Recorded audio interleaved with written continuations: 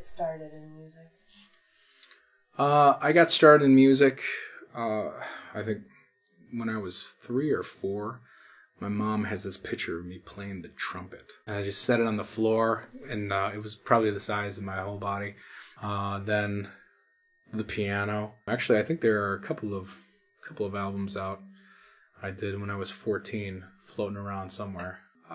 Didn't start excelling again until the late teens. I met a family, the Cass Tracy family. They were a family of musicians. So my first band was doing 40s and 50s jazz music. Oh, yeah. Probably one of the biggest influences had to be Phil Keaggy. But he actually made me quit the guitar. I thought I was getting pretty good. You know, I'd been playing the guitar for about, I think 6 months. And then I was in a band. And then I started making money and started doing stuff. And then it's like, you know what? I'm pretty decent on the guitar now. And then I heard Phil Keaggy. It's like, no, you're not. No, you might as well just give up. Go drive a bus now. But I found a lot of inspiration from a lot of local guys. Because, I mean, you listen to the guys on the radio and you hear some pretty decent musicians. But it's like Rufus Harris is a really good guitar player. Dave Hamilton is an awesome musician. If you don't know who he is, he lives in the area. Torrance Carey. I mean, you don't get much better on the guitar than Torrance Carey. So I've been fortunate to have been surrounded by a lot of really good musicians. So what role does faith play in your music? Faith actually plays a bigger role in my music than what maybe fans might hear at first. But I try to make my music about a Christian journey. It's meant to be felt. It's meant to be relational. And I think there's nothing worse when listening to music when you can tell that the person singing the words doesn't care.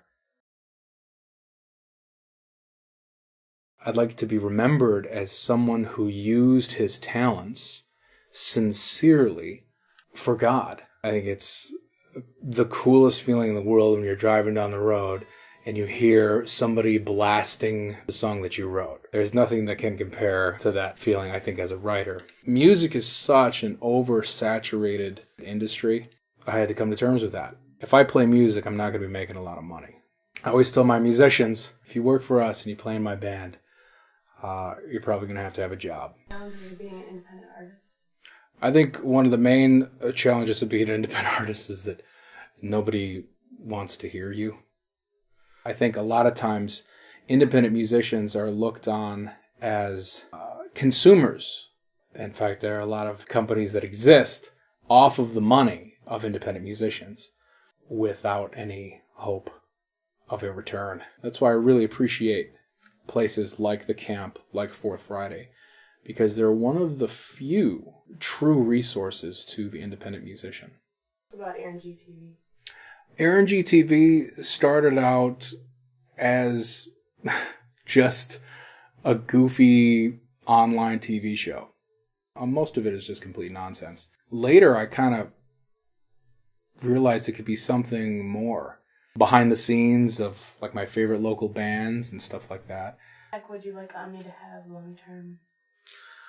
Really, I hope that when people listen to the music, they'll be able to connect. That people can use it as a tool to bring them out of whatever darkness they're in now.